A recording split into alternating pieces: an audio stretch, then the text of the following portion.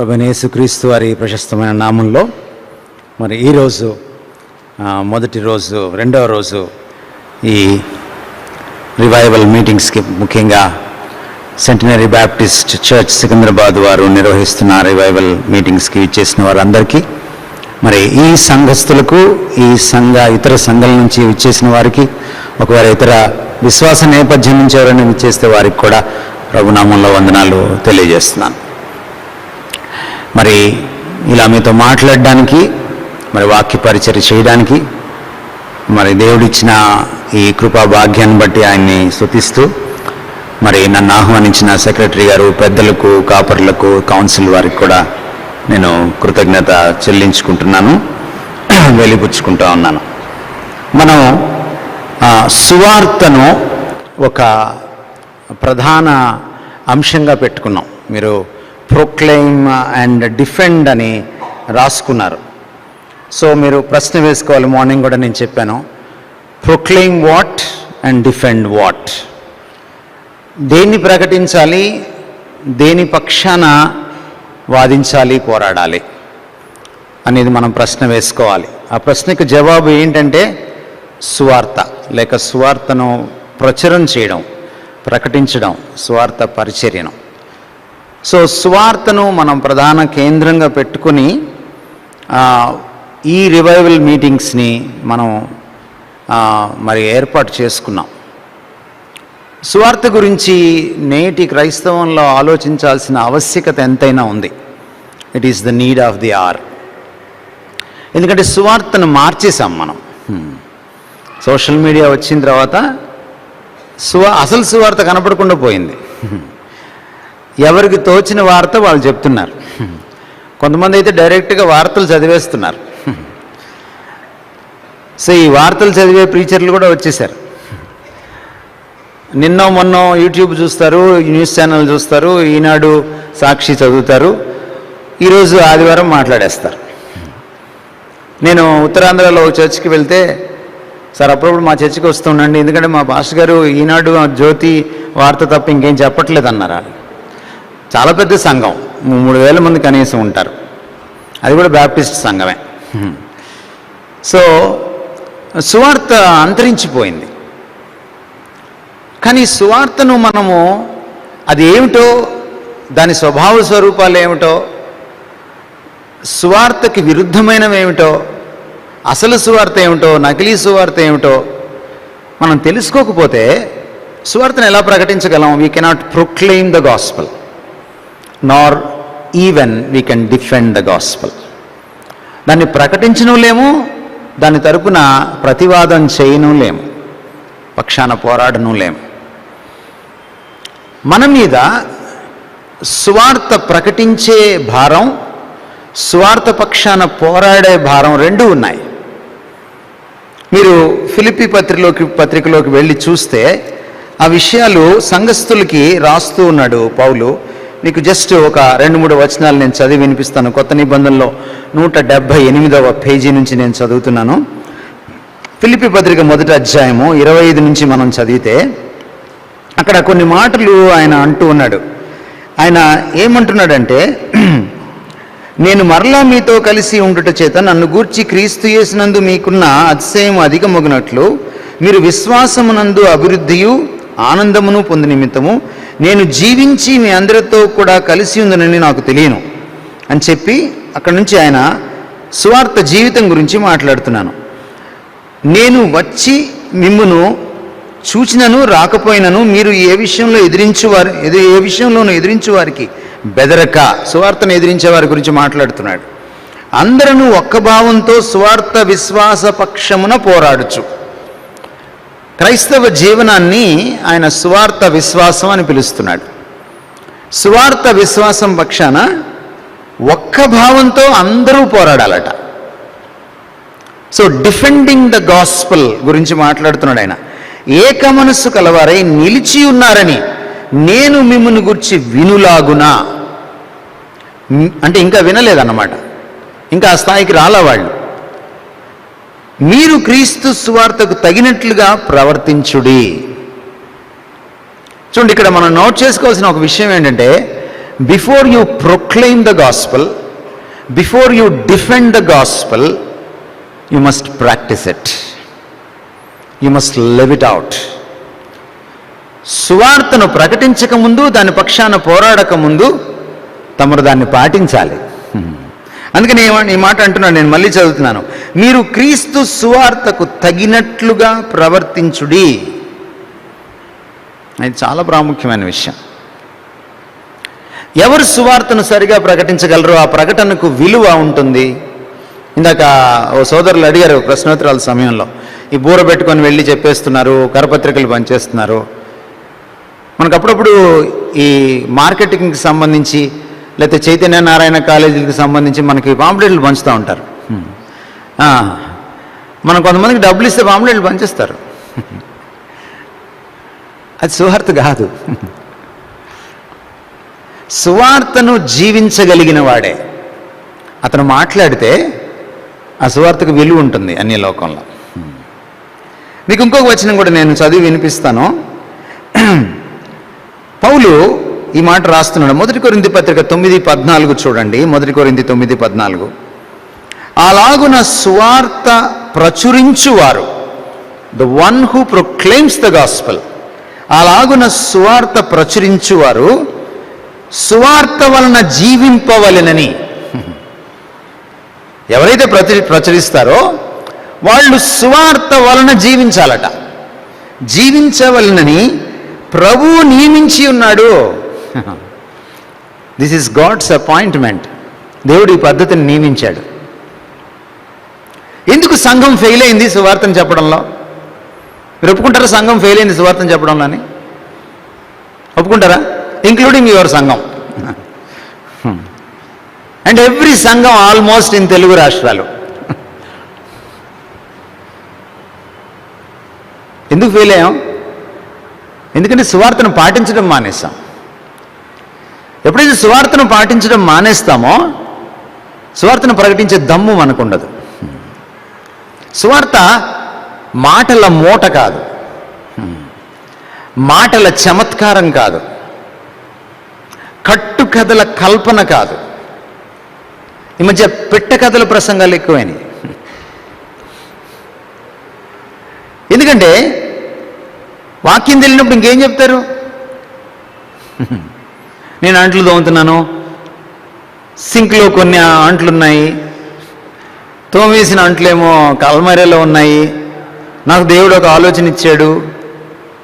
వీళ్ళు చాలా పెద్ద పెద్ద సెలబ్రిటీ స్పీకర్లు.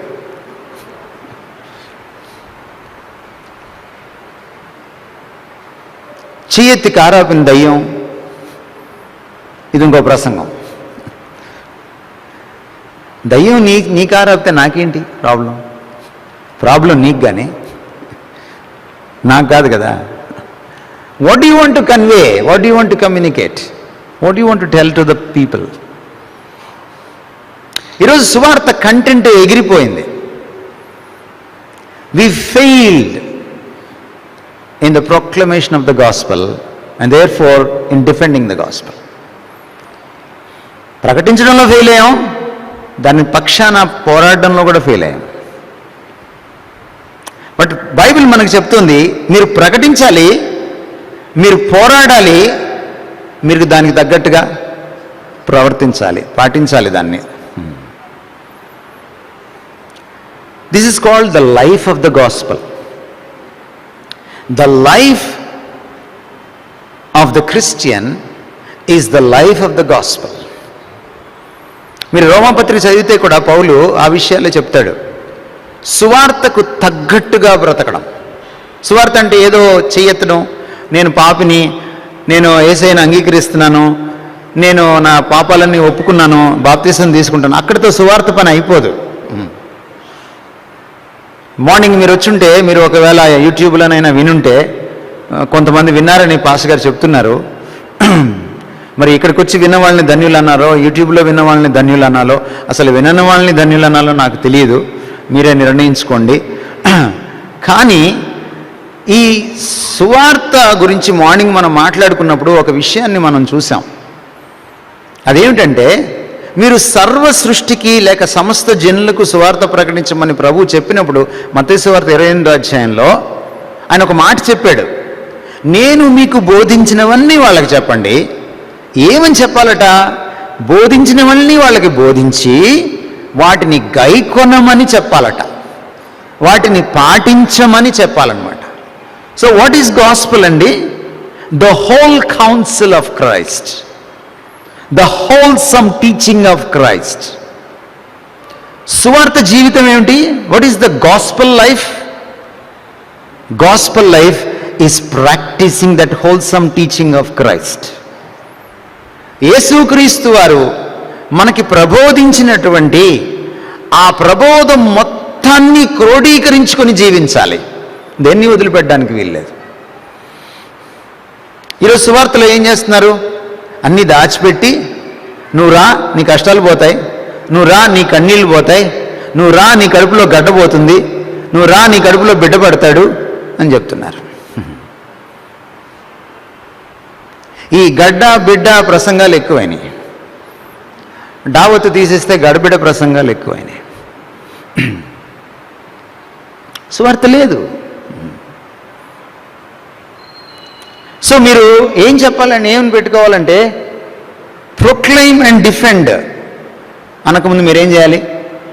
ప్రాక్టీస్, ప్రొక్లెయిమ్ అండ్ డిఫెండ్ అని రాసుకోవాలి. That should be your theme. That suppose to be your theme. లేకపోతే సువార్తకు విలువ లేదు. ఆయన అందుకని అంటున్నాడు, మీరేం చేయాలంటే దానికి తగ్గట్టుగా ప్రవర్తించండి. సువార్తను ప్రకటించేవారు దాని వలన అనంటే దాని ప్రకారము మీరు జీవించాలని ప్రభువు నియమించి ఉన్నాడు. ఆయన ఇంకా ముందుకెళ్ళి ఫిలిప్పీ పత్రికలో ఆయన ఏం చెప్తున్నాడంటే, మీరు బెదరకుండా వారికి నాశనమును మీకు రక్షణయు కలుగునట్లు సూచన ఉన్నది అని చెప్పి ఆయన ఏం చెప్తున్నాడంటే, మీరు పోరాటం చెయ్యాలి. ఎవరితో పోరాటం చేయాలి? There are gospel enemies. మీకు సువార్త ఏమిటో అర్థమైతే సువార్త శత్రువులు ఎవరో మీకు అర్థమవుతుంది. సువార్త జీవితాన్ని మిమ్మల్ని జీవించకుండా అడ్డుకునే వాళ్ళు సువార్త శత్రువులు. సువార్తను కల్తీ చేసేవాళ్ళు సువార్త శత్రువులు. సువార్తలో క్రీస్తును కనుమరుగు చేసేవాళ్ళు సువార్త శత్రువులు. అండ్ పౌలు అంటున్నాడు, you need to fight with them. సువార్త జీవితం జీవించాలి అంటే సువార్త జీవితం is nothing but Christian faith life. మనకి విశ్వాసం ఎలా కలిగింది? రోమాపత్రిక ప్రకారం 10వ అధ్యాయం ప్రకారం వినుట వలన కలిగింది. ఏం వినుట వలన కలిగింది? క్రీస్తుని గురించిన మాట వాక్యం వినుట వలన కలిగింది. అంటే సువార్త వినుట వలన కలిగింది మనకి. 1 కొరింథీ పత్రిక 15వ అధ్యాయంలో మొదటి 4 వచనాలు మీరు చదివితే కూడా పౌలు అదే చెప్తున్నాడు. మీకు నేను ఏది బోధించానో ఒకప్పుడు వచ్చి దేన్ని బట్టి మీరు రక్షణ పొందారో ఆ సువార్త ఇదే మీకు మళ్ళీ చెప్తున్నాను. లేఖనముల ప్రకారము క్రీస్తు శిలువ పైన చనిపోయాడు, మృతి పొందాడు, పాతిపెట్టబడ్డాడు. మళ్ళీ లేఖనముల ప్రకారము ఆయన మృతిని గెలిచి పునరుద్ధానుడై లేచాడు. ఇదే సువార్త. నా గలతీ పత్రికలు ఇందాక మీరు చదివిన దాంట్లో ఆయన సువార్త వైరుధ్యం గురించి మాట్లాడుతున్నాడు. సువార్తను మార్చే బ్యాచ్ గురించి మాట్లాడుతున్నాడు. ఆయన ఆ సువార్తను భిన్నమైన సువార్త అంటున్నాడు, వేరొక సువార్త అంటున్నాడు. నిజానికి అది వేరొక సువార్త కాదు. అసలు సువార్త ఒక్కటే ఉంది, మరొక సువార్త లేదు. అట్లా ఎవరైనా వచ్చి చెబితే వాళ్ళు దేవదూతలైనా సరే వాళ్ళు శాపగ్రస్తులు. దేవదూతలు వచ్చి సువార్తను మార్చి చెప్పితే అది వాళ్ళు శాపగ్రస్తులైతే మరి సెలబ్రిటీ స్పీకర్లు ఎంత? స్పీకర్లను ఏమనకూడదు, వాళ్ళు అభిషిక్తులు. దేవదూతలే శాపగ్రస్తులు అంటున్నాడు. మరి నాలాంటి స్పీకర్ వచ్చి, నాలాంటి పాస్టర్ గారు వచ్చి సువార్త తప్పుగా మీకు బోధిస్తే నేను శాపగ్రస్తుని కాదంటారా? నాకేమైనా కొమ్ములు వచ్చాయా? ఎవడండి అభిషిక్తుడు? యేసు ప్రభుకు మించిన అభిషిక్తుడు ఎవడు చెప్పండి నాకు? క్రీస్తు అంటేనే అభిషిక్తుడండి. ఆయన అసలు శిశులు అభిషిక్తుడు. క్రీస్తుకు విరుద్ధంగా ప్రవర్తించేవాడు ఎవడు కూడా అభిషిక్తుడు కాడు. గమనించండి, పరమ అభిషిక్తుడికి విరుద్ధంగా ప్రవర్తించేటువంటి మనుషుల చేత అభిషేకం చేయబడిన వాడు అభిషిక్తుడు ఎలా అవుతాడు? నిజమైన అభిషిక్తుడు ఏం చేస్తాడు? అసలైన అభిషిక్తుడికి అనుగుణంగా జీవిస్తాడు. అసలైన అభిషిక్తుడికి అనుగుణమైన ప్రబోధం చేస్తాడు. ఏం చెప్పాడు శిష్యులకి ఆయన? నేనేం చెప్పానో అదే చెప్పండిరా, ఎక్స్ట్రాలు చేయొద్దన్నాడు. మీరు మత్తయి సువార్త 28వ అధ్యాయం 18, 19, 20 వచనాలు చదువుకోండి ఇంటికి వెళ్ళిన తర్వాత. ప్రకాష్కి తన సొంత బోధ చేసే అధికారం లేదు. క్రీస్తు చెప్పింది చెప్పడమే నా పని. అర్థం కాకపోతే క్రీస్తు చెప్పిన దాన్ని విపులీకరించాలి తప్ప, విపులీకరించడానికి ఒక కథ వాడచ్చేమో, ఒక ఉపమానం వాడచ్చేమో, కానీ ఉపమానమే ఉపదేశం కాకూడదు. యేసుక్రీస్తు వారు ప్రజలకి అర్థం కావడానికి సత్యము, సందేశము సరళీకరించడానికి ఉపమానాలు వాడాడు. కానీ ఈరోజు మనోళ్ళు ఉపమానాలనే ఉపదేశంగా వాడుతున్నారు. వాక్యం లేదు. యూట్యూబ్ ప్రసంగాలు ఎంతమంది వింటారండి ఇక్కడ? అదే గొట్టం ప్రసంగాలు ఎంతమంది వింటారు? ట్యూబ్ ప్రసంగాలు అన్నీ చెడ్డవని నేను చెప్పను. 90% యూట్యూబ్ ప్రసంగాలు చెడిపోయిన ప్రసంగాలే. మీరు పదే పదే వింటున్నారు. ఈ మధ్య అపవాది కొత్త ట్రిక్ ఏంటంటే మిమ్మల్ని బైబిల్ చదవనీయకుండా ప్రసంగాలు వినేలా చేస్తున్నాడు. దయచేసి పని చేయకండి. మీరు వాక్యం చదివి వాక్యపు వెలుగులో ప్రసంగాలు వినాలి. వాక్యం చదవని వాడు ప్రసంగాలు వినడానికి అర్హుడు కాదు. A.W. టోజర్ ఏమంటాడంటే, we must not only worthy speakers but also worthy listeners అంటాడు. క్రైస్తవులు యోగ్యమైన ప్రసంగికులుగా మాత్రమే కాదు ఉండాల్సిందే, యోగ్యమైన శ్రోతలుగా కూడా ఉండాలి. ఎవడిది అసలు, ఎవడిది నకిలీ తెలుసుకోవాలి. తెలుసుకోవాలంటే ఇదిగో ఇది తెలియాలి. ఆయన అంటున్నాడు, సువార్త ఎలా వస్తుందట? లేఖనముల ప్రకారము. 1 కొరింథీ 15:4 లేఖనముల ప్రకారము, పౌలు ప్రకారం కాదు. గలతీ పత్రికలు ఇందాక మీరు చదివిన మాటలు ఒకసారి జ్ఞాపకం చేసుకుందాం. పౌలు ఏమంటున్నాడు చూడండి, గలతీ పత్రికలో ఇందాక మీరు చదివారు కదా, 1వ అధ్యాయం 4 నుంచి 12 వరకు. ఆయన ఏమన్నాడు? ఈ సువార్త నాకు ఎవరిచ్చారు అని అంటున్నాడు. ఇక్కడ చూడండి, ఈ మాటలు మీరు చూడండి. సహోదరులారా, 11వ వచనం, నేను ప్రకటించిన సువార్త మనుషుని యోచన ప్రకారమైనది కాదని మీకు తెలియజెప్పుచున్నాను. 12వ వచనంలో ఏమంటున్నాడు చూడండి, మనుషుని వలన దానిని నేను పొందలేదు. ఈయన చిట్ట చివర వచ్చిన అపోస్తలుడు, మిగిలిన 11 అపోస్తలు ఈయనకి బోధించలేదు. పేతురు ఈయనకి బోధించలేదు. ఈయన స్వయంగా ప్రభు దగ్గర నేర్చుకున్నాడు. అందుకని ఆయన చెప్పుకున్నాడు, నేను మారు మనసు పొందిన తర్వాత, బాప్తిస్మం తీసుకున్నాక, అననీయ ప్రార్థన చేసిన తర్వాత నేను యెరూషలేముకి వచ్చేటప్పుడు నేను వెంటనే పేతురుని కలవలేదన్నాడు. నేను అపోస్తలుని కలవలేదన్నాడు. నేను 3.5 సంవత్సరాలు అరేబియా అరణ్య దేశంలో ఉన్నానన్నాడు. నేను ప్రభు పాదాల చెంత నేర్చుకున్నాను అన్నాడు. అందుకే మీరు 1 కొరింథీ పత్రిక, మీరు బలారాధన, ప్రభు రాత్రి భోజనాన్ని మీరు తీసుకునేటప్పుడు, మీరు 11వ అధ్యాయం చదివేటప్పుడు మీరు పౌలు స్వగతంలో మాట్లాడతాడు. సెకండ్ పర్సన్గా, థర్డ్ పార్టీగా మాట్లాడ్డా ఆయన. నేను దీనిని, ఈ ప్రభురాత్రి భోజనాన్ని ప్రభు వలన పొంది తిని అంటాడు. ప్రభు తాను అప్పగింపబడిన రాత్రి. ఆ రోజు ఎవరెవరు ఉన్నారు అక్కడ? యూదాతో పాటు 12 మంది ఉన్నారు అక్కడ. పౌలు లేడు అక్కడ. కానీ పౌలు ఎలా రాస్తున్నాడు? తాను అక్కడ ఉన్నట్టే రాస్తున్నాడు. ఆయన ఒక రొట్టెను తీసుకొని దానిని విరిచి కృతజ్ఞతాస్తుతులు చెల్లించి, ఇదంతా పౌలు చెప్తున్నటువంటి నేరేటివ్, పౌలు చెప్తున్న కథనం ఇది. ఎలా చెప్తున్నాడు? పేతురు నాకు ఇది చెప్పాడు అని చెప్పట్లేదు ఆయన, యాకోబు నాకు ఇది చెప్పాడు అని చెప్పట్లేదు ఆయన, ఇన్ ఫస్ట్ హ్యాండ్ చెప్తున్నాడు. అండ్ ఈ పౌలు రాసిన ఈ లేఖనాన్ని పేతురు, మిగిలిన అపోస్తలులందరూ కూడా అంగీకరించారు. అండ్ పేతురు ఏ స్థాయికి వెళ్ళి మాట్లాడాడంటే, పౌలు చెప్పిన విషయాలు కొన్ని నాకు కూడా అర్థం కావన్నాడు, ఇది దేవుడు ఆయనకి ఇచ్చినటువంటి వరం అన్నాడు. Gospel is not invented by human beings.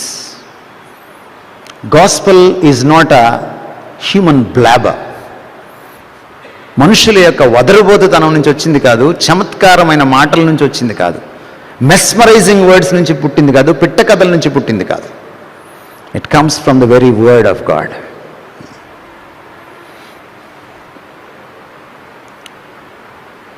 ఈ సువార్త ఏమిటో మనకు తెలియలేదనుకోండి, నేటి క్రైస్తవులకి ఎంతవరకు తెలుసంటే, సువార్త అంటే రావడం, పాపాలు ఒప్పుకోవడం, ఆయన దగ్గర కడుక్కోవడం, యేసురోజు శిలువలో నా కోసం చచ్చిపోయాడు, మహా అంటే ఒక 40 రోజులు మనకు నచ్చిన ఉపవాసం ఒకటి చేయడం, మనకు నచ్చిన ప్రార్థన చేయడం, 40 రోజులు బయటికి వెళ్ళిపోయి అన్ని ఆఫీసులకి అన్నిటికీ వెళ్ళిపోతాం, స్కూల్స్కి వెళ్ళిపోతాం, సాయంత్రం మాత్రం మనం పూలు పెట్టుకోము కదా. ఉపవాసాన్ని మన ఇష్టం వచ్చినట్టుగా మార్చేసుకున్నాం మనం. ఆల్మోస్ట్ మీరు యేసుమాల వేసుకుంటున్నారనమాట. 40 రోజులు యేసుమాల. అది కాదు భక్తి. ఆ సిలువ వేయబడిన క్రీస్తు ఎందుకోసం వచ్చాడో, ఇందాక మనం చదివిన గలతీ పత్రికలో ఈ మాటలు ఉన్నాయి. మనల్ని ఈ లోకంలో ఉన్న దుష్టత్వం నుంచి విడిపించడానికి ఆయన వచ్చి సిలువలో శ్రమ పొంది మనల్ని విడిపించాడు. ఇది కదా గాస్పెల్. మనల్ని పునీతుల్ని చేయడానికి వచ్చాడు ఆయన. పాప పంకిలమైన మన బతుకుల్ని పునీతం చేయడానికి వచ్చాడు ఆయన. పాప పంకిలమైన మన బతుకుల్ని పునీతం చేయడం అంటే పాపాన్ని తీసివేయడం మాత్రమే కాదు, ప్రభువులా మార్చడం. పరిశుద్ధత is not just sinlessness, it is godliness, it is Christlikeness. The full meaning of holiness is Christ-likeness and godliness, not just sinlessness. పరిశుద్ధత అంటే కేవలం పాపరాహిత్యం కాదు, కేవలం పాపాన్ని కడుక్కుంటూ మళ్ళీ వెళ్ళి పాపం చేస్తూ దొల్లి మళ్ళీ వచ్చి మళ్ళీ మనం మూడు వారాల పాపంలో దొల్లొచ్చు, ఒక వారం మాత్రం ప్రభురాత్రి భోజనం అని పెట్టుకున్నాం కదా మనం. ఏమో ప్రతివారం పెడితే ఏమవుతుంది? అవి ప్రతివారం పెడితే మనం బతకాలి కదా, మనకంటూ ఓ బతుకుంది కదా. మొదటి వారం దేవుడిది, కొంచెం ప్రిపేర్ అయి రావాలి. ప్రభురాత్రి భోజనం కోసం ప్రిపేర్ అవుతావా, ప్రభు కోసం ప్రిపేర్డ్గా ఉంటావా?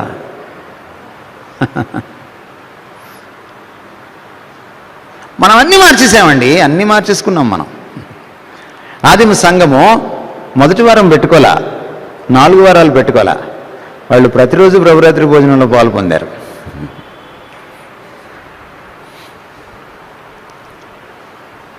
చదవండి Bible. Let your Christianity be beyond your denomination. Denominations తర్వాత వచ్చాయి. బ్యాప్టిస్టో, బ్రదరనో, బక్సింగో, లేకపోతే ఎల్ఈఎఫ్ఓ, లేక లూథరనిజమో మిమ్మల్ని రక్షించదు. మిమ్మల్ని రక్షించేది క్రీస్తు తత్వం, క్రీస్తు శిలువలో సాధించినది. ఈ క్రీస్తుకు తగ్గట్టుగా జీవించడమే సువార్త జీవితం, సువార్త విశ్వాస జీవితం. ఆయన అంటున్నాడు, అందుకనే సువార్తను అర్థం చేసుకోకుండా, అవలోకనం చేసుకోకుండా, దాన్ని ఆకలింపు చేసుకోకుండా, జీర్ణించుకోకుండా, సువార్తను పాటించకుండా నేను సువార్తను ప్రకటించలేను. అందుకనే సువార్త గురించిన టీచింగ్ పుల్పిట్ మీద నుంచి ఉండాలి. సువార్త గురించి మనం వాక్యంలో తరచి చూడాలి.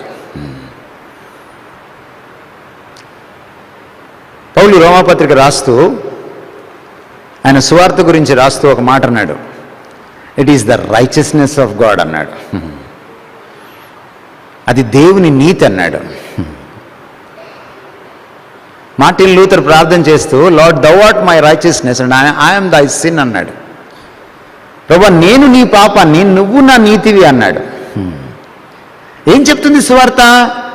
మనం ఒట్టి పనికి మాలిన వాళ్ళం, మనలో ఏమాత్రం నీతి లేదు అని చెప్తుంది. సువార్త ఇంకా ఏం చెప్తుంది? నీతి అంతా ప్రభువులో ఉందని చెప్తోంది. సువార్త ఇంకా ఏం చెప్తోంది? ప్రభు సిలువలో చనిపోయినప్పుడు మన అవినీతినంతా ఆయన తీసుకొని ఆయన నీతినంతా మనకిచ్చాడు. అది ప్రపంచంలోనే ఒక మహా ఎక్స్చేంజ్, గ్రేట్ ఎక్స్చేంజ్ అది. కాబట్టి నీతిమాలిన తనం ఉండకూడదు ఇక సువార్త జీవితంలో. అది అబద్ధమైనా, అది బూతులైనా. కొన్నిసార్లు ఈ నీతిమాలినతనం మనకి నెగిటివ్గా ఉన్నప్పుడు తెలిసిపోతుంది. కానీ కొన్నిసార్లు నీతిమాలినతనం తెలియదు. ప్రభువుని ప్రేమించాల్సినంతగా ప్రేమించకపోతే కూడా పాపం, పక్కన వాడిని ప్రేమించాల్సిన రీతిగా ప్రేమించకపోతే పాపం. రేపు చూడండి ఈ బలలన్నీ నిండిపోతాయి. ఈరోజు ఎందుకు నిండలేదు? అదే మీ పాపం. ఉదయం ఎందుకు రాలేదు? రేపు చర్చికి వచ్చిన తర్వాత నేను అడుగుతాను, ఫస్ట్ సర్వీస్లో, సెకండ్ సర్వీస్లో కూడా, గుండె మీద చేసుకొని చెప్పనండి చూద్దాం, శనివారం ఇంటి దగ్గర ఉండి రాని వాళ్ళు ఎంతమంది అని. ఇదే మన పాపం. ఆన్లైన్లో వినడం ఏంటి? మీ అమ్మాయి పెళ్ళైతే ఆన్లైన్లో చూస్తావా? ఏం చూడవే? ఆన్లైన్ ఏంటండి బాబు? రాలేవా? గుంటూరు నుంచి నేను రాగా, హైదరాబాద్ నుంచి హైదరాబాద్కి నువ్వు రాలేవా? ఎందుకు రాలేవు? ప్రభువు పట్ల మనకున్న వైఖరండి ఇది. ప్రభువునే మనం ఇంత అద్భుతంగా లక్ష్య పెడితే ఇంకా మీరు ప్రభువు చెప్పిన సువార్త ప్రకారం ఎలా జీవిస్తారండి? సిలువ వేయబడిన క్రీస్తు ప్రకారం జీవించడమే. సిలువ వేయబడిన క్రీస్తు ఎందుకు సిలువ వేయబడ్డాడో, అది సాధించడానికి, ఏది సాధించడానికి వచ్చాడో అది మీ జీవితంలో సార్థకమయ్యేటట్టుగా జీవించడమే సువార్త ప్రకారం జీవించడం అంటే. The life of the gospel. ఎవరికైతే ఈ లైఫ్ ఆఫ్ ద గాస్పల్ ఉంటుందో they can proclaim boldly, they can defend boldly. ఎందుకంటే వాళ్ళకి తెలుసు సువార్త అంటే ఏమిటో. సువార్త గురించి నేను సిగ్గుపడట్లేదన్నాడు పౌలు. అవునా? నేను చిన్న పరీక్ష పెడతా మీకు. ఎంతమంది యంగ్స్టర్స్ దగ్గర బైబిల్స్ ఉన్నాయి? ఎంతమంది యంగ్స్టర్స్ దగ్గర బైబిల్స్ ఉన్నాయి? అంటే యూత్ అనుకునే వాళ్ళు చేతులు ఎత్తద్దు, నిజంగా యూత్ చేతులు ఎత్తండి. మన సంఘాల్లో ఇదొక ప్రాబ్లం, యూత్ అనుకుంటాం మనం.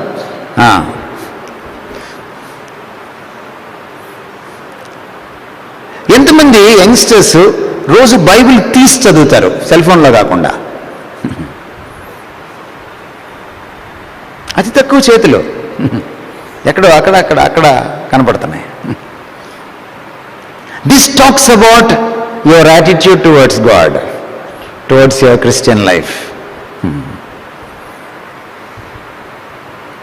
మరి సువార్త ప్రకారం మీరు ఎలా ప్రవర్తిస్తారు? దానికి తగినట్టుగా ఎలా ప్రవర్తిస్తారు? ఏమని నియమించబడింది? సువార్తను ప్రచురించువారు సువార్త వలన జీవింపవలనని ప్రభువు నియమించి ఉన్నాడు. ఎందుకు ఫెయిల్ అయ్యాం సార్ మనం సువార్త చెప్పడంలో? సాధారణంగా నా దేశస్థుడికి నేను సువార్త చెప్పడం ఈజీయా? నేను ఇంకో దేశానికి వెళ్ళి విదేశీ వాడికి సువార్త చెప్పడం ఈజీయా? మీరు చెప్పండి నాకు.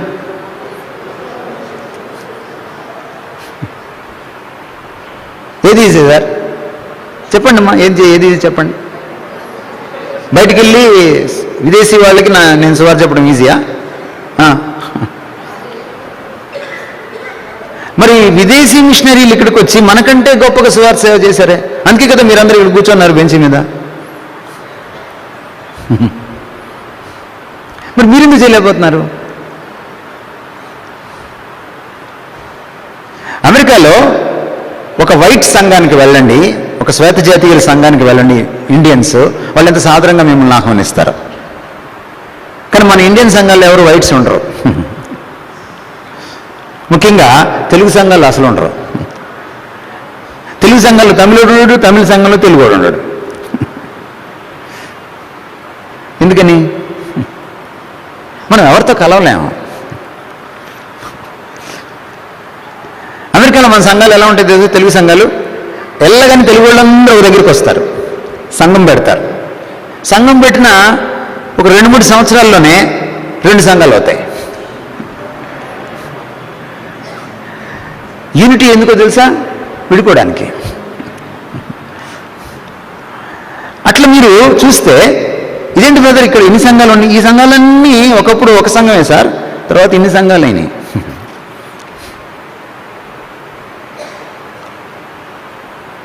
మీకేం అర్థమవుతుంది? మీరు తోటి క్రైస్తవుడితోనే కలిసి జీవించలేకపోతే మీరు ఒక అన్యుణ్ణి సువార్తతో ఎలాగా మీరు స్పృశిస్తారు? సువార్తతో ఎలా మెప్పిస్తారు? సువార్తను వాళ్ళకి అర్థమయ్యేటట్టుగా ఎలా ప్రకటిస్తారు? సువార్తను వాళ్ళు ఇష్టపడే రీతిగా మీరు ఎలాగ వాళ్ళకి చెప్పగలరు? యు అటర్లీ ఫెయిల్డ్ అండి.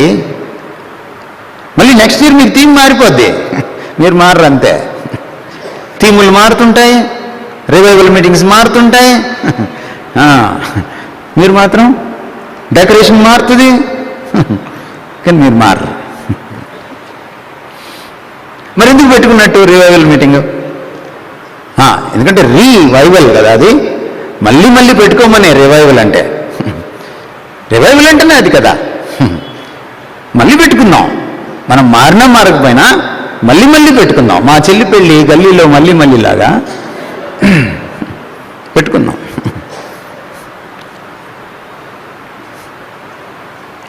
ఇంకా మీరు ప్రపంచానికి ఏం చెప్తారు? Proclaim, defend. You cannot. మొదట జీవించడం నేర్చుకోవాలి. ఇది చాలా చాలా ప్రాముఖ్యమైన విషయం అండి.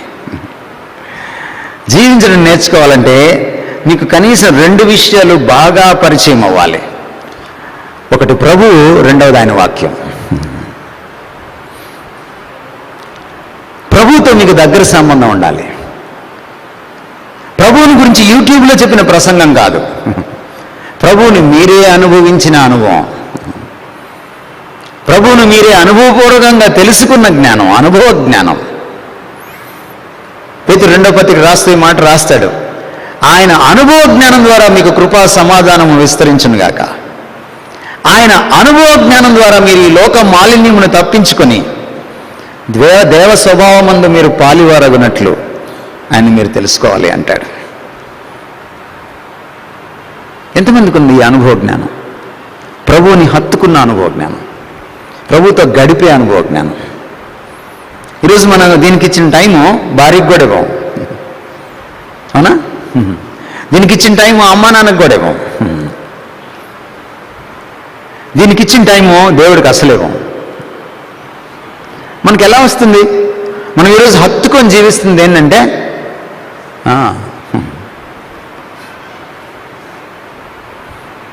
ఏదో పెళ్ళి అంటున్నారు కానీ పెళ్ళి అయిన తర్వాత కూడా ఒకరి సెల్ ఫోన్ ఒకళ్ళు చూసుకోలేని దౌర్భాగ్యం ఈ రోజుల్లో.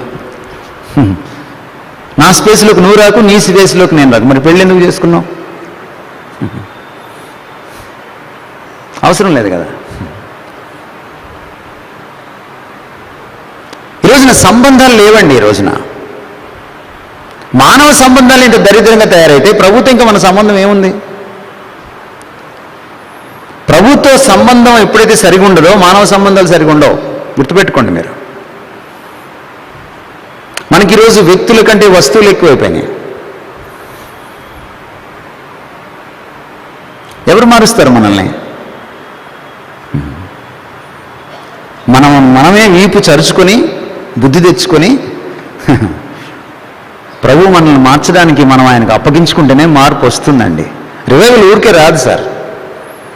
రివైవల్ ఎవరైతే విధేయత చూపిస్తారో, ఎవరైతే పశ్చాత్తాపడతారో, ఎవరైతే తమ తప్పులు తెలుసుకుంటారో, ఎవరైతే దేవుడికి అప్పగించుకుంటారో, ఎవరైతే పరిశుద్ధాత్మ కార్యసిద్ధికి అప్పగించేసుకుంటారో, ప్రభు నాకు చేత కావట్లేదని ఆయన దగ్గర చెప్పుకుంటారో వాళ్ళకి రివైవల్ వస్తుంది. అందరికీ రాదు revival. Revival will not happen with meetings. Revival starts with meeting God in person. మనం మీటింగ్లు పెట్టుకుంటే రివైవల్ రాదు. ప్రభువుని కలుసుకోవాలి. ప్రభువుతో మనకు ఒక సన్నిహిత సంబంధం ఏర్పడాలి. We have grossly neglected today the Lord and His word. అందుకని ఈరోజు ఈ గాస్పల్ లైఫ్ మనలో లేదు. మనం చాలా రెగ్యులర్గా వస్తాం చర్చ్కి, టైంకి కూడా వస్తాం. పాస్టర్ గారు కొంచెం టైం ఎక్కువైనా ఒప్పుకోం. మనం చాలా టైం కాన్షియస్. ఆ మెట్లు దిగిన తర్వాత ఈ చీర ఎక్కడ కొన్నా వదినా, ఈ నగలు ఎప్పుడు వదినా అన్నప్పుడే మనకు టైం తెలియదు తప్ప మనకు దేవుని సన్నిధిలో మనకు తెలిసినంత టైం ఎవరికి తెలియదు.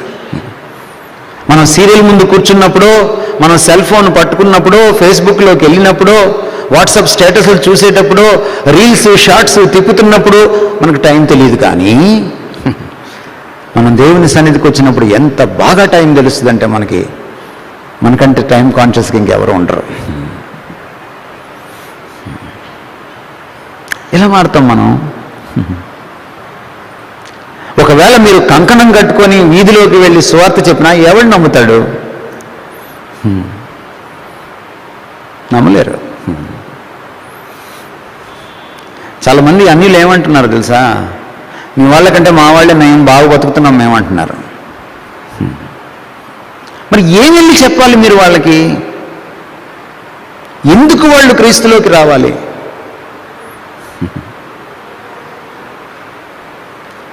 మీరు మీకంటే మేము బాగా బతుకుతున్నాం, మా బతుకులో ఒక నీతి ఉంది, మా ప్రేమలో స్వార్థం లేదు, మేము ఒక సచ్చీలమైన బ్రతుకు బతుకుతున్నాం, మేము ఇతరులకు ఆశీర్వాదకరంగా బతుకుతున్నాం, మా ఆశీర్వాదాల కోసం బతకట్లేదు, మేము దేవుడి కోసం దేశం కోసం బతుకుతున్నామని మీరు చూపించగలిగినప్పుడు దేశం మీ తట్టు చూడదంటారా? చూస్తుంది.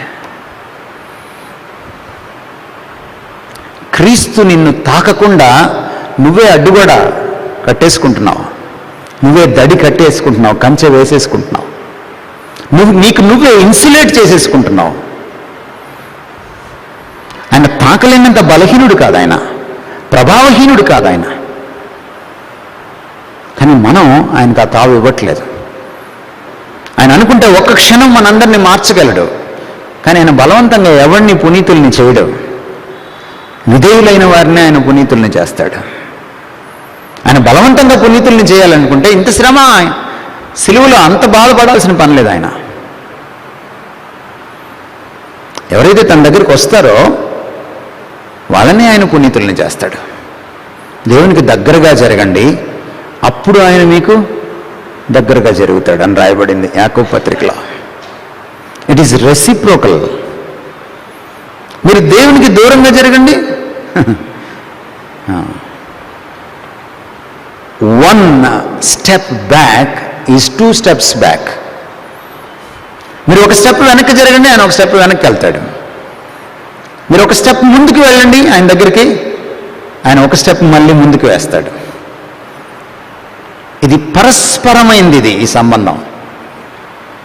1 step forward is 2 steps forward and 1 step backward is 2 steps backward.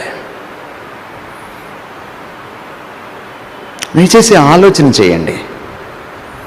Lord, నేను ఎవరిని, నేను ఎంతకాలం నుంచి క్రైస్తవురాలుగా ఉన్నాను, ఏం సాధించాను నేను, నా భక్తి గ్రాఫ్ ఎలా ఉంది, నీతో నా సంబంధం సాన్నిహిత్యం ఎలా ఉంది, ఎంతగా నువ్వు నన్ను ఇన్ఫ్లుయెన్స్ చేశావు, ఎంతగా నీకు తగ్గట్టుగా నేను మార్చుకున్నాను. అప్పుడెప్పుడో సువార్త విని చెయ్యెత్తాను, అప్పుడెప్పుడో బాప్తిస్మం తీసుకున్నాను సువార్త విని, అప్పుడెప్పుడో మారుమనసు పొందానని సండే స్కూల్లో చెప్పాను. కానీ సువార్తకు తగ్గట్టుగా నా జీవితం ఎంత మారింది? మనం ఈరోజు ఆత్మపరీక్ష చేసుకోవాలండి.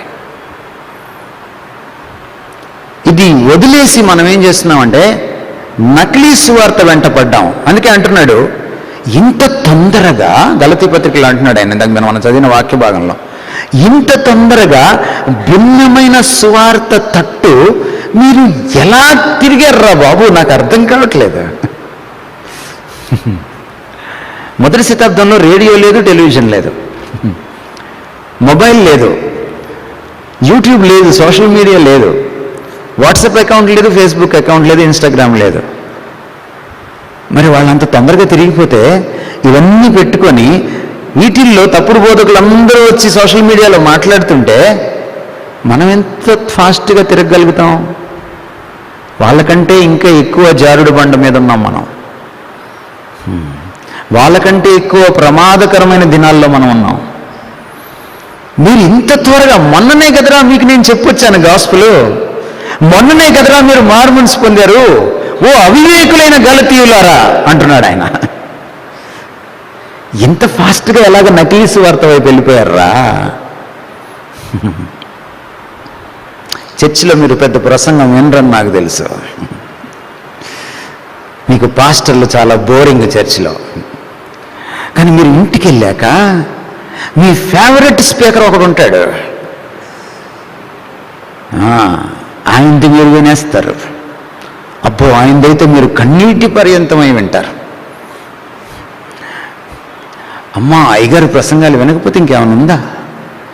వాక్యం చదవకపోయినా పర్లేదు కానీ, ప్రార్థన చేసుకోకపోయినా పర్లేదు కానీ, పరిశుద్ధంగా జీవించకపోయినా పర్లేదు కానీ, దేవుడికి నమ్మకంగా ఉండకపోయినా పర్లేదు కానీ అయ్యగారి ప్రసంగం మిస్ అవ్వకూడదు. అయ్యగారు కూడా సామాన్యంగా పెట్టాడు టైటిల్, అస్సలు మిస్ అవ్వకూడని ప్రసంగం అని పెడతాడు టైటిల్. ఇంకేముంది, మీరు పడిపోతారు. కన్నీటి సాక్ష్యం అని పెట్టింది ఒక ఆవిడ. సంవత్సరానికి నేనే యేసుప్రభుని అనింది. సంవత్సరం కరెక్ట్గా నేనే యేసుప్రభు అంది. ఇప్పుడు వెర్రి వాళ్ళు ఎవరు? పాపం రాధా మనోహర్ రాసు చాలా విపరీతంగా మాట్లాడతారు కానీ ఏ మాటకు ఆ మాట చెప్పుకోవాలి, మనం గొర్రెలమే.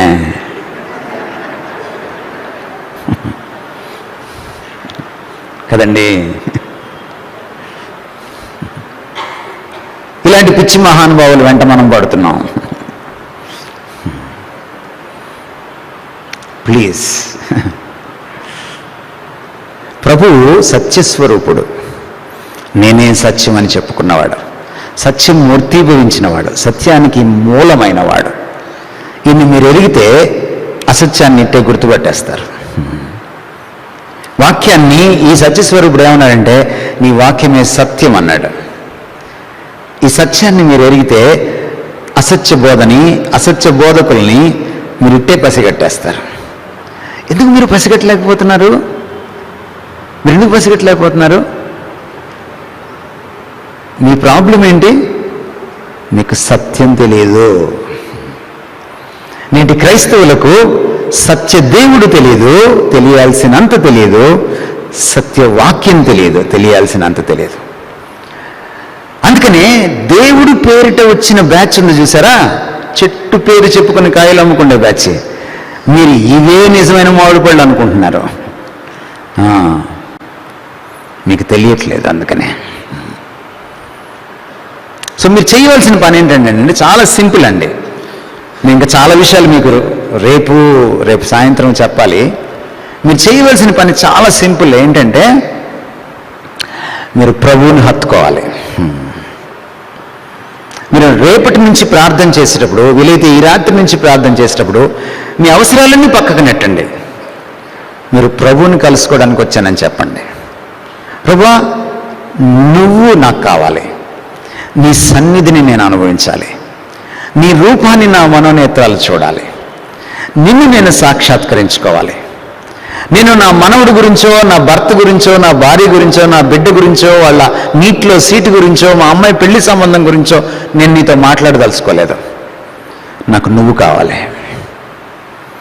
I want to meet you lord. వీటన్నిటికంటే నువ్వు నాకు ముఖ్యం ప్రభువా. మీరు మనసా వాచ కర్మని ఇలాంటి ప్రార్థన చేయండి. మీరు ఆయన కలుసుకోకపోతే అడగండి. And when you say this prayer, see that there is nobody except you and God. ఈ ప్రార్థన మీరు చేసేటప్పుడు ఇంకెవ్వరూ లేకుండా చూసుకోండి. మీరు ఏకాంతంలో ఉండేటట్టు చూసుకోండి. ఏకాంత ప్రార్థనలో ఒక అడ్వాంటేజ్ ఉంది, మీరు బయటపడతారు. మీరు ఇక్కడికి మైక్ దగ్గరకు వచ్చి చేసే ప్రార్థన 50% కరెక్ట్ కాదు. ఇక్కడ ఉన్నోళ్ళ కోసం చేస్తారు మీరు. వీలైతే మీరు ప్రిపేర్ అయ్యి కూడా వస్తారు, వీలైతే పేపర్ కూడా రాసుకుంటారు మీరు. అందుకని మీకు ముందే చెప్పాలి, రేపు సిస్టర్ గారు రేపు మీ ప్రార్థన. అందుకని సడన్గా ప్రార్థన చేయమంటే మనం చేయము. ఇప్పుడు చెప్తే ఎట్లా అండి పాస్టర్ గారు, ఏమైపోయిందండి, నేను ఇప్పుడు ప్రార్థన ఇప్పుడు చెప్తే ఎట్లా అండి? అవునండి నిజమేనండి, తామరు ఎప్పుడు ప్రార్థన చేసి అడగరు కదండి, అందుకే మీకు తెలియదండి. బట్ ఏకాంత ప్రార్థనలో ఉన్న అడ్వాంటేజ్ ఏంటంటే నువ్వు దేవుడు తప్ప ఇంకెవరు ఉండరు. You come out as it is, as you are. నువ్వెవరో అది బయటకు వస్తుంది. మనం ఎవరో నీతిమంతులు కాదు, కానీ మనం నిజాయితీకి ప్రార్థన చేస్తే దేవుడు మనల్ని హత్తుకుంటాడు, మన ప్రార్థనలు వింటాడు. ఆయనకి వేషధారుల ప్రార్థన ఇష్టం లేదు. సో మీ పని ఏమిటంటే రేపటి నుంచి మీ ప్రార్థనా జీవితాన్ని మలుచుకోండి, మార్చుకోండి. Meet God. మీ గోల్ ఒక్కటే ప్రార్థనలో, అన్ని పక్కన పెట్టండి. మీరు మొదట నా నీతిని నా రాజ్యాన్ని వెతికితే అన్నీ నేను ఇస్తానన్నాడు. మీ అమ్మాయి నీట్ సీట్ గురించి నువ్వేం ఆలోచించుకో, నేను ఇస్తా. బట్ నువ్వేం చేయాలి? నా నీతిని నా రాజ్యాన్ని వెతకాలంటున్నాడు ప్రభు. ఆయన నీతిని వెతకడం అంటే ఆయన వ్యక్తిత్వాన్ని వెతకడం, ఆయన రాజ్యాన్ని వెతకడం అంటే ఆయన పనిలో నిమగ్నం అవడం, ఆయన పరిచర్య కోసం పాటుపడడం. ఇవే మన గోల్. రెండవది మీరు చేయాల్సింది ఏంటంటే ఈ పుస్తకాన్ని చదవండి. ఓ చదివేసేయకండి, 4 అధ్యాయాలు 5 అధ్యాయాలు చదివేసి పుణ్యం వచ్చేసిందని చెప్పి తలకడి కింద పెట్టుకొని పడుకోకండి. ఏదో ఒక పుస్తకం తీసుకోండి, 66 పుస్తకాలు ఉన్నాయి కదా, మీకు అర్థమయ్యే సులభమైన పుస్తకం ఒకటి తీసుకోండి. స్టార్టింగ్ ప్రకటన గ్రంథము, స్టార్టింగ్ హెబ్రీ పత్రిక తీసుకోకండి, తల తిరిగిపోద్ది. వద్దు, మీకు వట్టిగా వచ్చినా ఆశ్చర్యపోక్కర్లేదు. మీరు సులభమైన ఒక పుస్తకం తీసుకోండి, తీసుకొని రోజుకి ఒక్క పేరాన్ని చదవండి. ఒక్క పేరాన్ని 10 సార్లు చదవండి, అర్థమయ్యేదాకా చదవండి, ప్రార్థన చేసుకుంటూ చదవండి, ఆలోచిస్తూ చదవండి, ధ్యానిస్తూ చదవండి. చదివిన తర్వాత కూడా ధ్యానిస్తూ ఉండండి. మీరు భిన్నమైన సువార్త తట్టు తిరగరు. మీరు సువార్తకు తగ్గట్టుగా ప్రవర్తించడం నేర్చుకుంటారు. వాక్యాన్ని జీర్ణించుకోండి, వాక్యాన్ని అవలోకనం చేసుకోండి. వాక్యాన్ని ఎంత జీర్ణించుకుంటారంటే అది మీ నరనరాల్లోకి ఎక్కిపోవాలి. వాక్యం మీద పట్టు సాధించకండి, వాక్యం మీ బతుకు మీద పట్టు సాధించేంత దానికి అప్పగించుకోండి. మీరు షీల్డ్ కొట్టేయడానికో లేకపోతే ప్రైజ్ కొట్టడానికో, స్త్రీల సమాజంలో ప్రైజులు ఇస్తారు కదా, దానికోసం వాక్యం చదవకండి. వాక్యాన్ని అర్థం చేసుకొని ఆకలింపు చేసుకొని అది మిమ్మల్ని పాలించేంత వరకు మీరు వాక్యం చదవండి. కనీసం ఈ 2 పనులు చేయండి. దీనికి సమయం కేటాయించండి. అవసరమైంది దీన్ని తీసి దిబ్బలో కొట్టండి, దాన్ని స్విచ్ ఆఫ్ చేయండి, దాన్ని కుతికి మూసేయండి. అవసరమైతే తలుపు విడాయించుకోండి. మీ ఆయనతో మీ ఆవిడతో మాట్లాడకండి. ఒకవేళ మీ ఇంట్లో ఏదైనా శోధన ఉంటే లైబ్రరీ కన్నా వెళ్ళి చదువుకోండి, మేడ మీదకైనా వెళ్ళి చదువుకోండి, దేవుడితో గడపండి. మీరు నకిలీ సువార్త వైపు తిరగరు, గొట్టం ప్రసంగాలు వినరు. గొట్టం ప్రసంగాలు వింటే గొట్టం బతుకులే మిగులుతాయి, ఇంకేం ఉండవు. మీరు సువార్తకు తగ్గట్టుగా ప్రవర్తిస్తారు. మీరు స్వార్థకు తగ్గట్టుగా ప్రవర్తించే వరకు మీరు పని చేయాలి. మీరు స్వార్థకు తగ్గట్టుగా ప్రవర్తించిన నాడు మీరు ఈ 2 పనులు చేయగలుగుతారు. ఏంటది? Proclaim and defend. మీరు ప్రొక్లెయిమ్ చేయగలుగుతారు, మీరు డిఫెండ్ చేయగలుగుతారు. మీరు మాట్లాడి చూడండి, ఈ బతికిన తర్వాత మీ పక్కింటి ఆవిడతో, ఎదురింటి సుబ్బాయంతో, వెనకింటి మీనాక్షమ్మతో వాళ్ళు మీ మాటని ఎంత గౌరవిస్తారో చూడండి. మీ ఆఫీసులో మీ సీటు పక్కన వాళ్ళతో అప్పుడప్పుడు మాట్లాడి చూడండి, ఎంత గౌరవిస్తారో చూడండి. మీరు ఇట్లాంటి బతికి చూడండి, మీ బాస్ కూడా మీరు వస్తే లేచి నిలబడతాడు. ఐ టెల్ యూ దిస్, మీరు రాసి పెట్టుకోండి కావాలంటే. ఈ దేశంలో, ఈ లోకంలో రెండిటికి విలువ ఉంటుంది. ఒకటి జ్ఞానానికి, ఇంకొకటి నీతికి.